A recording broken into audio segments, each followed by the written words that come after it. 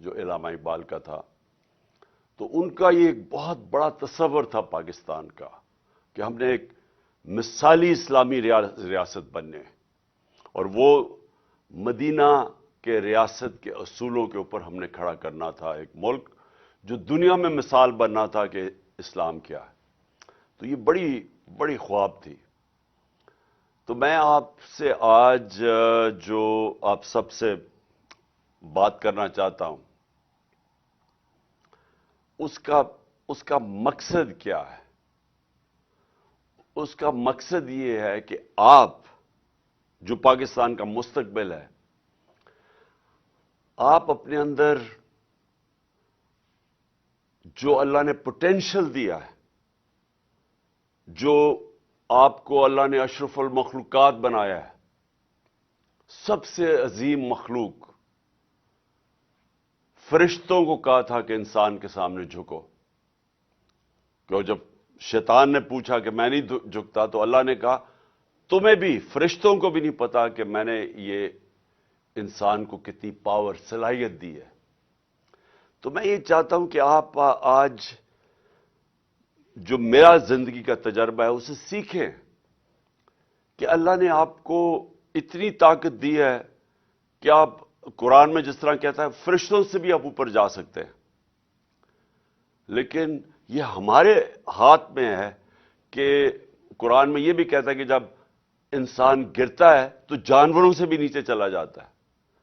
تو ہمارے اوپر ہے کہ ہم کیا پرواز ہماری اوپر جانی ہے، یا ہم نے یہ زمین پہ، جس طرح مولانا رومی کہتے ہیں کہ جب اللہ نے آپ کو پر دیے تو کیوں زمین کے اوپر کیڑے مکوڑوں کی طرح، چونٹیوں کی طرح رینگ رہے ہو؟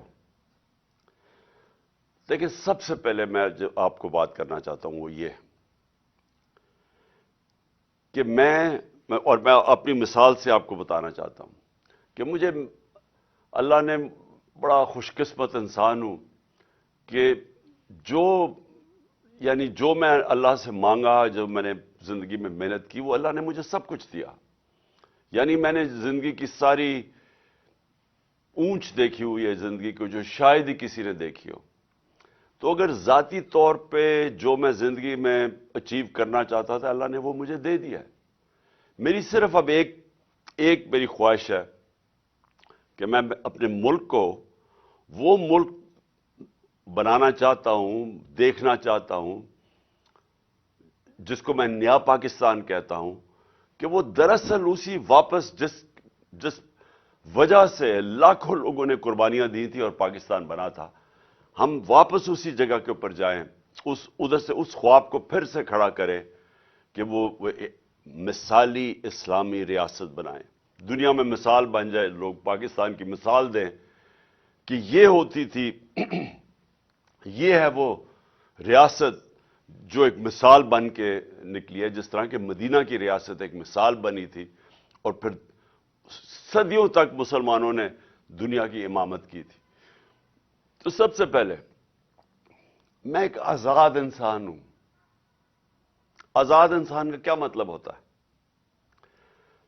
کہ میں نے زندگی میں یہ ہمیشہ جو میں نے خواب دیکھی، جو میں بننا چاہتا تھا، میں سمجھتا تھا کہ کوئی چیز ناممکن نہیں ہے۔ میں اپنے آپ کو جو ٹارگٹ سیٹ کرنا چاہتا تھا، جتنا بھی مشکل ہو، میں سمجھتا تھا وہ ناممکن نہیں ہے۔ اور یہ ہوتا ہے آزاد ذہن۔ آزاد ذہن وہ ہوتا ہے جو وہ خواب دیکھتا ہے، وہ سمجھتا ہے وہ وہاں پہنچ سکتا ہے، اور وہ اس لیے پہنچ سکتا ہے کیونکہ اللہ نے ہمارے میں سب میں وہ صلاحیت دی ہے۔ ہم جو بھی خواب دیکھنا چاہتے ہیں، جو پکچر کرنا چاہتے ہیں، ہم وہاں پہنچ سکتے ہیں، کیونکہ اللہ نے جب فرشتوں کو کہا کہ تمہیں نہیں پتا کہ میں نے انسان کو کیا پوٹینشل دیا ہے، تو ہم سب میں پوٹینشل ہے۔ لیکن جب آپ ایک بڑی خواب دیکھتے ہیں تو، اور آزاد ذہنی بڑے خواب دیکھتا ہے، اور وہ سمجھتا ہے کہ جو بھی دنیا میں میرے سامنے رکاوٹیں آئیں گی، میں سب دور کر کے تو میں وہاں پہنچ جاؤں گا۔ تو میں آپ کو صرف پہلے یہ بتانا چاہتا ہوں کہ یہ جو یہ جو آپ سب میں اور آپ جتنے بھی دیکھ رہے ہیں، آپ سب میں وہ صلاحیت ہے کہ جو بھی آپ سوچتے ہیں میں کرنا چاہتا ہوں زندگی میں، وہ آپ کر سکتے ہیں۔ رکاوٹ کیا آتی ہے؟ سب سے بڑی رکاوٹ یہ آتی ہے بڑی خواب کے اوپر پہنچنے کے لیے، خوف، ہارنے کا خوف۔ اگر میں اس کے پیچھے جاؤں گا، اگر میں فیل ہو گیا تو پھر کیا ہوگا؟ اگر میں وہ بڑی خواب کے پیچھے گیا اور زندگی جان کا خطرہ ہوا، تو وہ خوف کی وجہ سے کہ اچھا وہ میری جان کو خطرہ ہوگا، کہ یہ انسان اپنی خواب کو چھوڑ دیتے ہیں، یا یہ کہ جی میری رسک نہ چلی جائے، یہ کہ میں اچھی بلی میری نوکری لگی ہوئی ہے، دل تو میرا اس نوکری میں نہیں ہے، کرنا تو میں کچھ اور چاہتا ہوں، لیکن اگر میں ادھر گیا تو یہ میری نوکری نہ چلی جائے۔ یہ تین سب سے بڑے خوف ہوتے ہیں انسان کے، اور خوف ایک ایسی چیز ہے جو ایک انسان کو اپنے مقصد سے پہنچنے کے لیے روکتا ہے۔ تو میری ساری زندگی میں بھی خوف تھے۔ کرکٹ کھیلنے آیا جب میں شروع کیا تو تب ساروں نے مذاق اڑاتے تھے میرا کہ نہیں کھیل سکتا۔ میرے دو بڑے فرسٹ کزن تھے، وہ میرے سے بہت اچھے تھے، وہ پاکستان کے کرکٹ ٹیسٹ کیپٹنز بن چکے تھے، میں سب سے چھوٹا تھا۔ تو سب نے کہا نہیں، آپ تمہارے میں وہ صلاحیت نہیں ہے، تم یہ نہیں کر سکتے۔ تو ہر راستے کے اوپر دنیا آپ کو کہے گی کہ یہ آپ نہیں کر سکتے۔ ہر وقت پھر آپ کا مذاق اڑتا تھا۔ میں جب پہلا میچ کھیلا، میں ٹیم سے نکال دیا گیا، لوگوں نے مذاق اڑایا کہ اب یہ ختم ہو گیا، میری اپنی ٹیم مذاق اڑاتی تھی۔ تو اپنے ذہن میں یہ چیز ڈال دیں، جب بھی آپ کوئی بڑا کام کریں گے، جب بڑی خواب کے پیچھے جائیں گے، تو سارا وقت لوگ آپ کو کہتے رہیں گے کہ یہ نہیں ہو سکتا، یہ ناممکن ہے، اور دوسری مشکلیں آئیں گی سامنے، مایوسیاں آئیں گی، برے وقت آئیں گے۔ لیکن جو ہیومن پوٹینشیل ہے نا، جو اللہ نے ہمارے اندر طاقت دی ہے، ہم تب اس کے اوپر پہنچ سکتے ہیں جب ہم یہ فیصلہ کر دیں کہ میں نے کشتیاں جلا کے یہ کام کرنا ہے، جب ہم یہ فیصلہ کریں کہ میرا کوئی پلان بی نہیں ہے، اگر یہ پلان فیل ہو گیا تو میرا اور کوئی دوسرا پلان نہیں ہے۔ مشکل تب پڑتی ہے جب لوگ فیل کیسے ہوتے ہیں، میری زندگی کے تجربے میں فیل کیسے ہوتے ہیں کہ جب مشکل آتی ہے ایک کام کرنے میں اور جب وہ رکاوٹیں آتی ہیں تو وہ کہتے ہیں چلو چھوڑو اس کو، یہ نہیں تو میں کوئی اور پلان بھی کر لوں گا۔ جو اللہ نے ہمیں جو طاقت دی ہے نا، یہ بڑی سمجھنے والی آپ کو سب کو یہ بات ہے کہ جو ہمارے اندر صلاحیت ہے، ہمارا جو پوٹینشیل ہے، وہ نکلتا کیسے ہے؟ وہ نکلتا تب ہے جب ہم ایک چیز کے اوپر جنونی طور پہ فوکس ہو جاتے ہیں۔ ہم فوکس کر لیتے ہیں کہ میں نے یہ کرنا ہے، یا میں جب کسی چیز کے پیچھے جاتا تھا تو میں یہ کہتا تھا کہ یا میں یہ کروں گا اور یا میں مر جاؤں گا۔ یعنی میں یہ سوچتا تھا کہ اس کے بعد جو بھی ہو جائے میں نے یہ کرنا ہے، اور اگر مجھے جان بھی میری جانی پڑے تو تب بھی میں کروں گا۔ تب اللہ نے انسان کے اندر وہ پوٹینشیل دی ہے، تب وہ ہر کام کر سکتا ہے۔ اور اس کی ایک اور چیز آپ کو سمجھنی پڑے گی، اور آپ یونیورسٹی اور کالج اسٹوڈنٹس ہیں، آپ کو سمجھنا پڑے گا۔ وہ جو دوسری چیز وہ یہ کہ جب آپ کا برا وقت آتا ہے تو وہ آپ کا کیریکٹر کو ٹیسٹ کرتا ہے۔ اچھے وقت پہ کوئی سارے تالیاں بجاتے ہیں، جب ہم جیتتے تھے میچ تو کوئی ساری آپ کی غلطیاں بھی بھول جاتے تھے، سارے تالیاں بجاتے تھے، آپ کی سارے دوست بن جاتے تھے۔ لیکن جب برا وقت آتا ہے آپ اکیلے ہوتے ہیں، اور جب برا وقت آتا ہے تو وہ اللہ آپ کو ایک موقع دیتا ہے دیکھنے کے لیے کہ میری کیا غلطیاں تھیں۔ آپ کے اندر، اور یونیورسٹی میں اور کالجز میں جو آپ پڑھتے ہیں، آپ کے اندر ایک ایبلٹی جو نہیں پڑھتے، وہ آپ میں وہ ایبلٹی ان سے بہتر ہے کہ آپ جائزہ لیتے ہیں کہ میں نے کدھر غلطی کی۔ آپ اپنی غلطیوں کی نشاندہی کرتے ہیں۔ انگریزی کا ورڈ ہے سول سرچنگ کرتے ہیں، اپنے اندر جاتے ہیں کہ سوچتے ہیں میں نے کیا غلطی کی.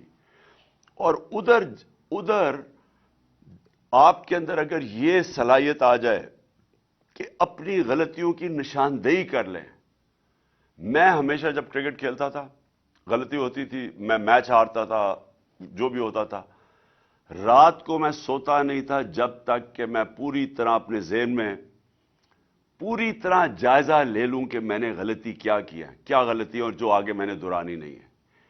یہ انسان کا جو پروگریس ہوتا ہے نا زندگی میں اوپر جانے کا, یہ سب سے امپورٹنٹ چیز ہوتی ہے. ایک ہار نہ ماننا, اور دوسرا جو برا وقت آتا ہے اپنی غلطیوں کو خود جائزہ لو, میں نے کدھر غلطی کی ہے.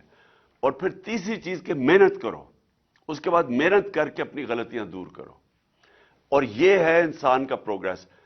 کوئی بھی دنیا میں آج تک انسان ایک دم سیدھا اوپر نہیں چلا گیا. جو بھی انسان اوپر جاتا ہے وہ ایسے جاتا ہے سائیکلز میں.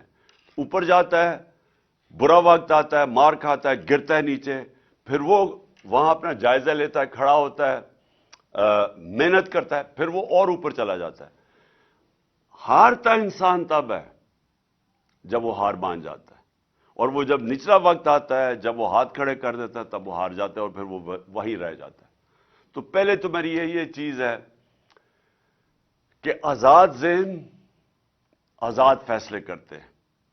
دنیا میں جو بڑے بڑے لوگوں نے ایجادیں کی, نئی نئی چیزیں ایجادیں کی, جب مسلمان ایک وقت پہ ہم اپنی پیک پہ تھے, ہمارے اندر خود اعتمادی تھی, ہمارے اندر کانفیڈنس تھا, تو ایک ایسا وقت تھا کہ کئی 100 سال تک جو سارے دنیا کے ٹاپ سائنٹسٹ مسلمان تھے, کہ آزاد ذہن تھے. وہ سمجھتے تھے ہم کچھ بھی کر سکتے ہیں, وہ کہتے کوئی چیز ناممکن نہیں ہے.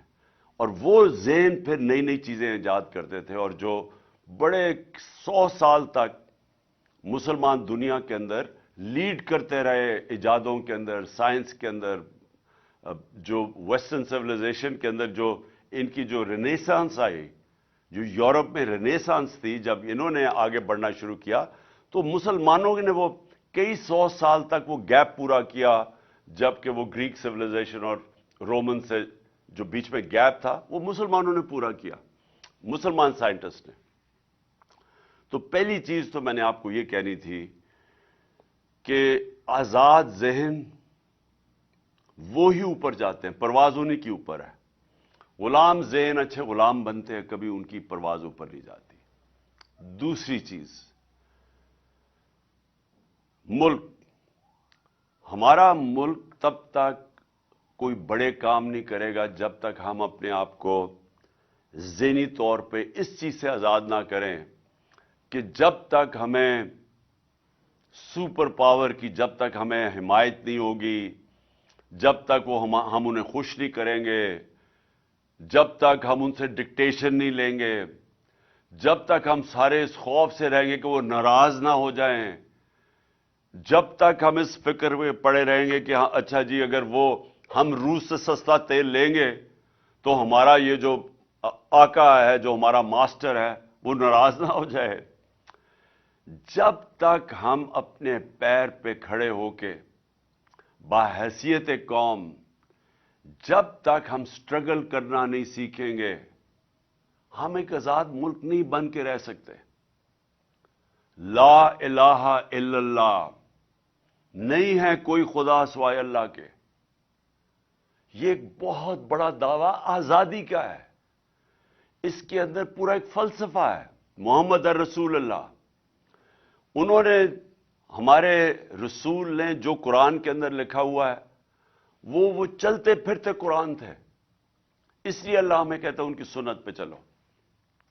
لیکن لا الہ الا اللہ, یہ یاد رکھیں, یہ آپ اللہ کے سامنے دعویٰ کرتے ہیں کہ کوئی نہیں ہے خدا, اللہ تیرے, کسی کے سامنے میں نہیں جھکوں گا.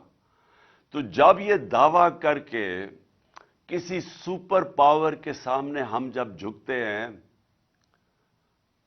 تو ہم نے جو اللہ سے حلف لیا ہوتا ہے اس سے پیچھے ہٹ جاتے ہیں, اور اللہ کی برکت اٹھ جاتی ہے اس قوم سے. جو مدینہ کی ریاست کی میں بار بار اپنی قوم کو کہتا ہوں کہ وہ سیکھو کیا ہوا تھا. وہ دنیا کا تاریخ کا سب سے بڑا انقلاب آیا تھا.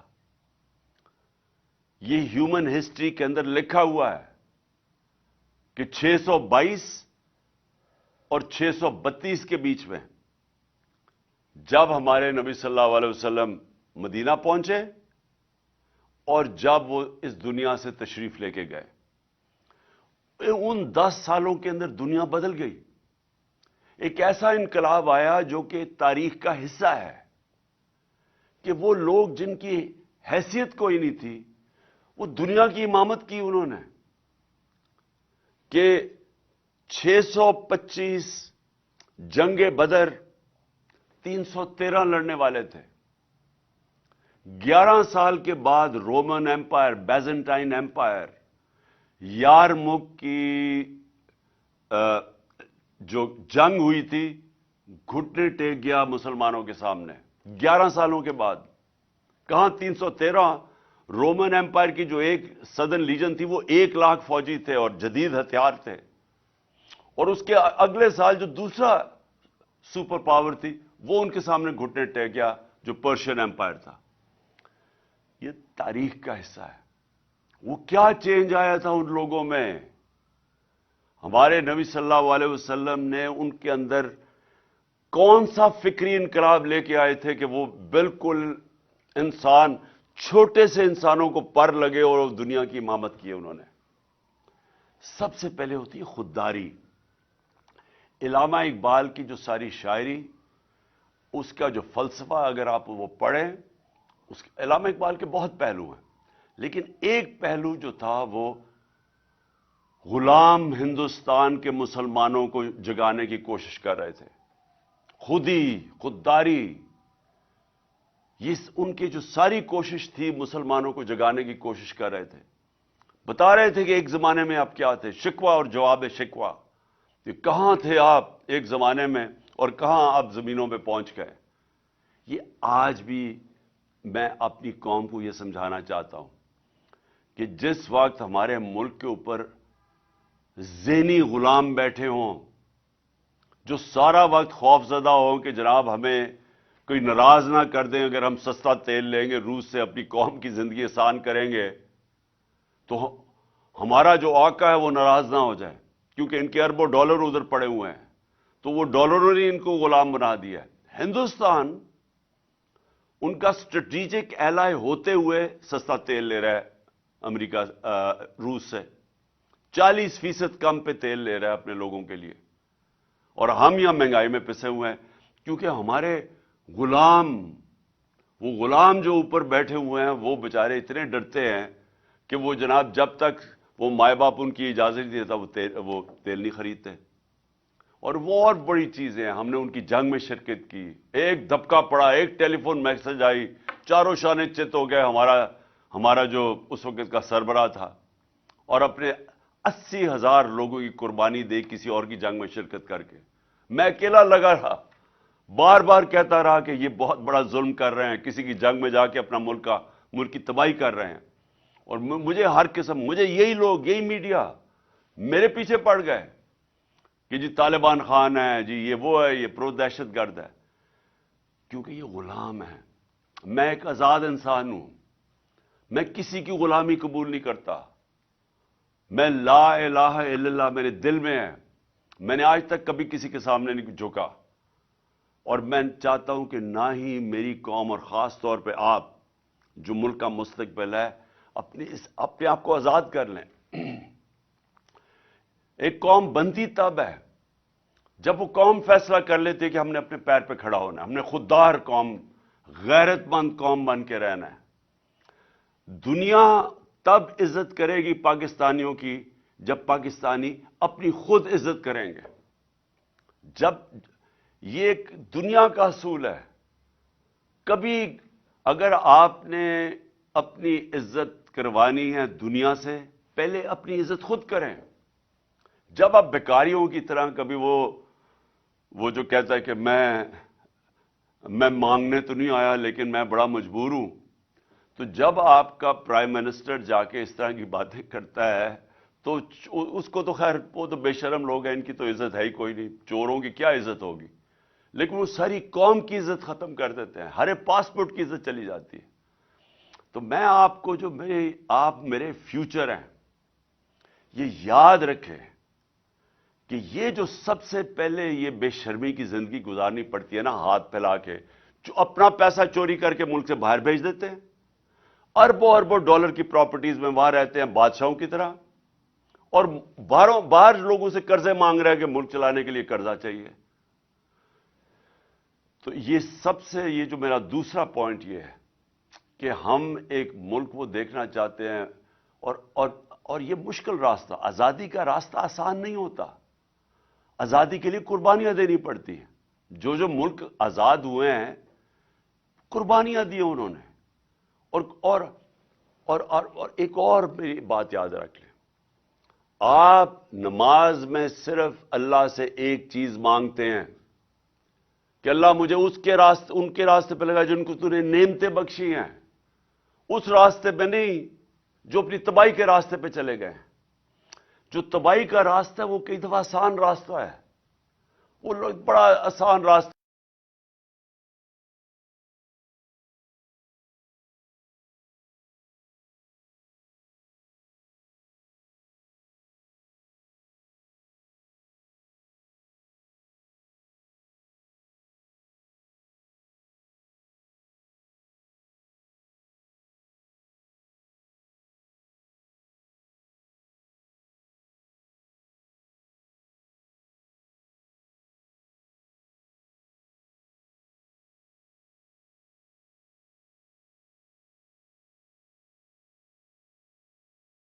سال تک مسلمان دنیا کی پاور بنے رہے.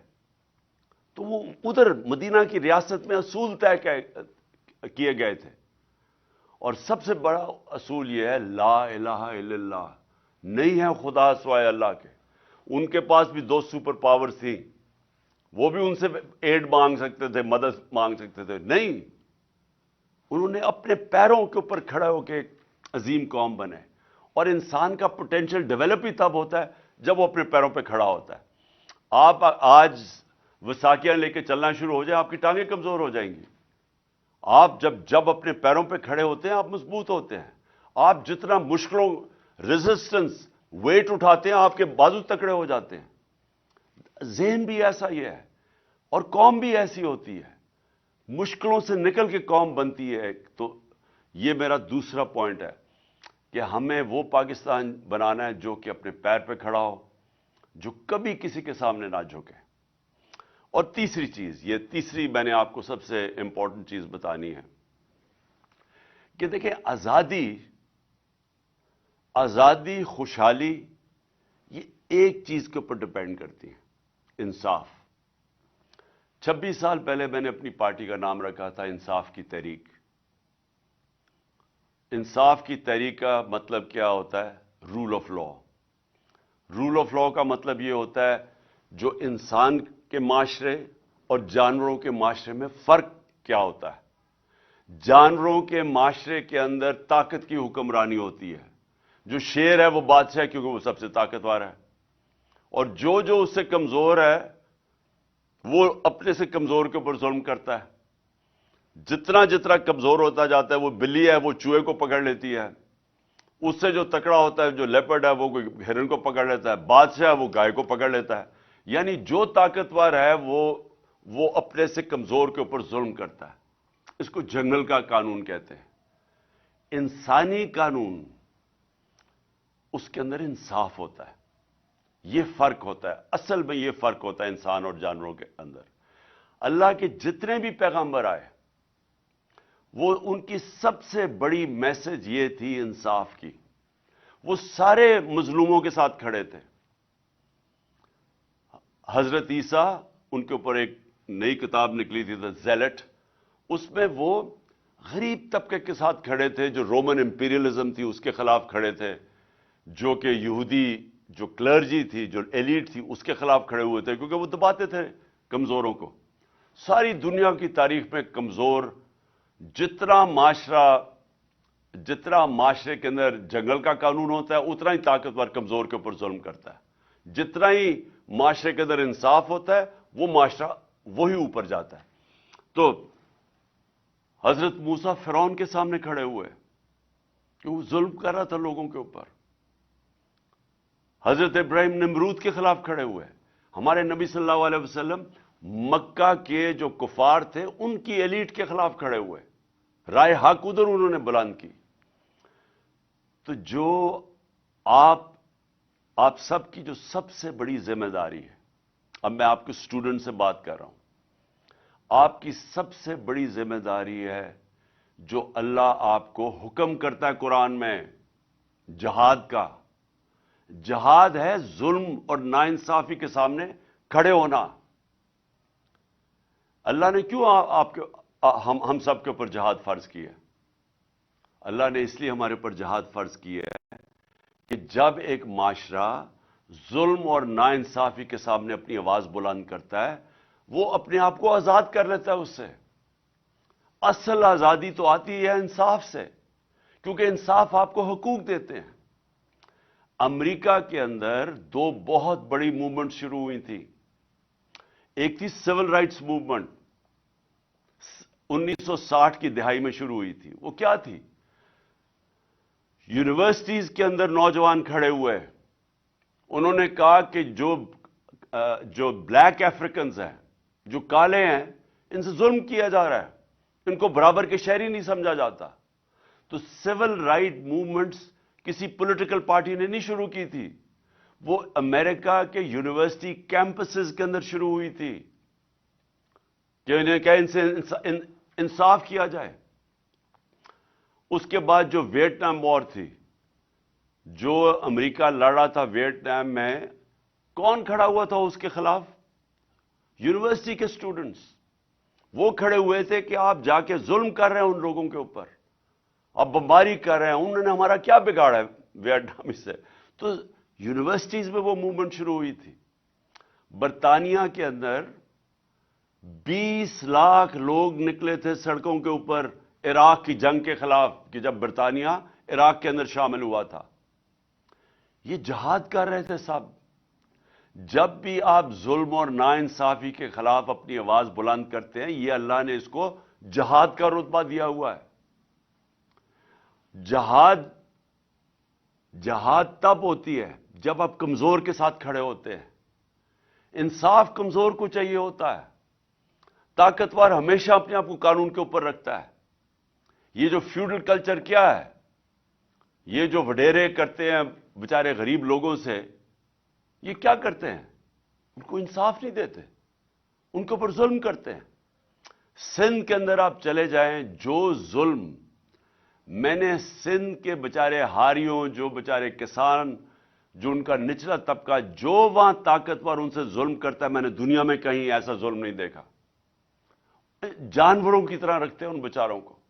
غربت آپ جا کے دیکھیں اندرون سندھ کے اندر، میں نے دنیا میں کہیں اتنی غربت ہی دیکھی جو وہاں غربت ہے. کیوں ہے؟ انصاف نہیں ہے. نیلسن منڈیلا کی بڑا ایک فیمس ورڈز ہیں کہ خوشحالی جو ہوتی ہے ایک ملک کے اندر، خوشحالی وہ کوئی معاشی ترقی کی وجہ سے خوشحالی نہیں آتی، وہ انصاف کی وجہ سے آتی ہے. جو بھی ملک ترقی کرتا ہے وہ سب سے پہلے انصاف قائم کرتا ہے. مدینہ کی ریاست میں نبی صلی اللہ علیہ وسلم نے سب سے پہلے عدل اور انصاف قائم کیا تھا. غربت کی انتہا تھی وہاں، مسلمان تو بہت غریب تھے، ہجرت کر کے آئے ہوئے تھے. پہلے انصاف قائم کیا، اس کے بعد خوشحالی آئی. جو انصاف کی دنیا کے اندر آپ ذرا چلے جائیں تو جو دنیا کے اندر معاشرے خوشحال ہے، وہ سب سے زیادہ انصاف ادھر ہے. ایک انڈیکس ہے جو میجر کرتا ہے کہ ایک معاشرے میں انصاف کتنا ہے، اس کو کہتے ہیں rule of law index. Switzerland جس کے اندر کوئی وسائل نہیں ہیں، ہمارے ناردرن ایریاز میں اس سے 100 زیادہ گنا خوبصورتی بھی ہے، وہاں سکینگ کا بھی پوٹینشل ہے، وہاں ٹورزم وہ آ سکتی ہے جو سوئٹزرلینڈ سے زیادہ آ سکتی ہے. صرف ٹورزم کے اوپر سوئٹزرلینڈ تقریباً دنیا میں سب سے خوشحال علاقہ ہے، کیونکہ 99.9%، تقریباً 100% وہاں قانون ہے، رول آف لا ہے. وہاں کوئی قانون کے اوپر نہیں ہے. اور اس معاشرے کے اندر آپ یہ دیکھیں کہ وسائل نہ ہونے کے باوجود خوشحال ہے. سارا جو یورپ ہے، جو امریکہ ہے، جو یہاں سے لوگ کیوں جاتے ہیں بیچارے اتنے مشکل ویزے لگوا کے کیوں جاتے ہیں ان ملکوں کے اندر؟ کیونکہ وہ انصاف ہے. رول آف لا انڈیکس میں وہ سارا جو یورپ اور یہ 90% سے زیادہ اوپر ہے. سو ہر جگہ انصاف 90% سے اوپر ہے. تو مسلمان ملکوں پہ آ جائیں. جو سب سے زیادہ تیل ہے سارے افریقہ کے اندر وہ ہے نائجیریا. 7% ہے رول آف لا انڈیکس میں. انصاف ہی نہیں ہے تو تیل کے باوجود غربت ہے. ہماری جو مسلمان دنیا ہے، پاکستان دیکھ لیں، ہمارا کیا رول آف لا انڈیکس ہے؟ ہم 10% بھی نہیں ہیں. اور انصاف پھر سے طاقتور اور کمزور قانون کے سامنے ایک برابر، اس کو انصاف کہتے ہیں. قانون طاقتور اور کمزور میں فرق نہیں کرتا. تو ہماری تباہی، اگر ہم آج مقروض ملک ہیں، وہ ہمارا جو وزیر اعظم ساری جگہ جا کے پیسے مانگتا ہے کہ میں مانگنے نہیں آیا، میں مجبور ہوں، وہ اس لیے مانگنے پھرتا ہے کیونکہ ہمارا ملک کا دیوالیہ نکال دیا انہوں نے. اور دیوالیہ کیوں نکلا ہے؟ کیونکہ آپ کے سامنے اتنا بڑا ظلم ہو رہا ہے کہ میں نے اپنی زندگی میں کبھی ایسا کسی دنیا میں کسی ملک کو اس طرح نہیں دیکھا. 30 سال سے جو لوگ حکومت میں بیٹھے ہوئے تھے، جنہوں نے چوری کی، کیسز بنے، پہلے جنرل مشرف نے ان کو NRO دیا. سارے ان کے کرپشن کے کیسز معاف کر دیے اپنی کرسی بچانے کے لیے.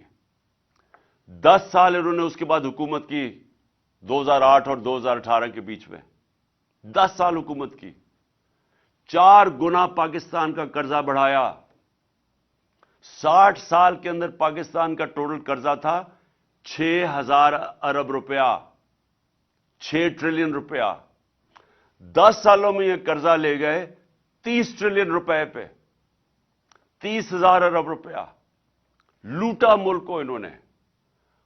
ان کے ریئیکشن میں مجھے لوگوں نے ووٹ دی، یہ الیکشن ہار گئے. تقریباً سارا ٹبر ملک سے باہر بھاگ گیا کیونکہ کرپشن کے کیسز تھے. جو اس کے بعد اس ملک میں جو اصل ظلم کیا گیا وہ جنرل باجوہ نے کیا. NRO 2 دیا ان کو. ان کے کرپشن کے کیسز پہلے ان کو اوپر بٹھایا، پہلے ان کو ایک سازش کے تحت جس میں بیرونی بھی ہاتھ شامل تھا، ان کو اوپر بٹھایا. اس گورنمنٹ کو گرایا جس کے اوپر کرپشن کا کوئی کیس نہیں تھا. عموماً یہاں گورنمنٹ گرتی ہے کرپشن کے اوپر، کوئی کرپشن کا کیس نہیں تھا. وہ گورنمنٹ کو گرایا جس نے 17 سال میں بہترین معاشی ترقی ہو رہی تھی پاکستان کی. اکنامک سروے آف پاکستان کے اندر 5.7 اور 6%، تیسرے اور چوتھے سال 6% پاکستان کی اکانومی گرو کر رہی تھی. ہماری فصلیں، 4 کسان، کبھی کسانوں کے پاس اتنا پیسہ نہیں آیا جو ہمارے دور میں آیا پچھلے 2 سالوں میں. اور انڈسٹریل گروتھ پاکستان کی 50 سال کے بعد انڈسٹری ہماری گرو کر رہی تھی. یہ سارے برے صغیر میں سب سے زیادہ روزگار پاکستان میں تھا. ہماری ایکسپورٹس ریکارڈ تھی. ہماری ریمیٹنسز یعنی باہر سے جو پاکستانی پیسہ بھیجا ریکارڈ تھا. 32 ارب کی ایکسپورٹس، 31 ارب کی ریمیٹنسز، یہ ریکارڈ تھی پاکستان میں. ہماری ٹیکس کلیکشن ریکارڈ تھی 6.1 ٹریلین، 6,100 ارب روپیہ، یہ ریکارڈ تھا. اس وقت گورنمنٹ گرائی. اور گورنمنٹ کس کے گرائی؟ ان چوروں کو اوپر بٹھا دیا لا کے. وہ 7 مہینے کے اندر پاکستان کی ساری اکانومی نیچے، انڈسٹریل گروتھ نیچے. ہماری 6% سے اکانومی جو گرو کر رہی تھی وہ آج 0 پہ پہنچ گئی ہے. کسان بچارے سڑکوں کے اوپر ہے. ہماری جو پیداوار ہے وہ نیچے آ گئی ہے. اس وقت ہماری ٹیکس کلیکشن نیچے آ گئی ہے، ایکسپورٹس نیچے گر رہی ہیں، باہر سے ریمیٹنسز نیچے گر رہی ہیں. لیکن ایک بہت بڑا کارنامہ انہوں نے یہ کیا کہ سارے اپنے اربوں 1100 ارب روپے کے کرپشن کے کیسز ختم کر رہے ہیں، ایک ایک کے کرپشن اب کیس ختم ہو رہے ہیں، سارے این آر او کی گنگا کے اندر دھل کے سب پاک ہو رہے ہیں۔